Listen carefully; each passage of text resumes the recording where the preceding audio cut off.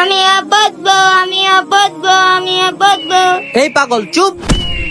দেখ দেখ কে পাগলে কি করে। চুপ। সব পাগল ছাগল গুলো এই মাদ্রাসে চলে আসছে। আচ্ছা সবাই বলো তো জান্নাত কাকে বলে? হুদুল আমি জানি। এই চুপ, এই প্রশ্ন তোর জন্য না। এই শুনো, কালকে তোমরা আসতে জান্নাতের মাটি নিয়ে আসবা। এই তোমাদের মধ্যে কে কে জান্নাতের মাটি নিয়ে আসছো? হুজুর জান্নাত তো এখানে না, জান্নাত তো আসমানে। মাটি কিভাবে আনবো? হ্যাঁ হ্যাঁ সত্য কথা সাকিব। হুজুর জান্নাতের মাটি তো মৃত্যুর পরে পাওয়া যায়। হুজুর আমি নিয়ে আসছি। আরে পাগল, আচ্ছা দেখি তো। চল চল চল।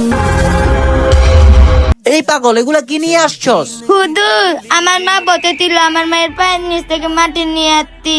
হুজুর তবে বলেন না মায়ের পায়ে নিতে সন্তানের জান্নাত। তোমার মা দুনিয়াতে বেঁচে থাকলে কমন বক্সে আলহামদুলিল্লাহ বলে যাও।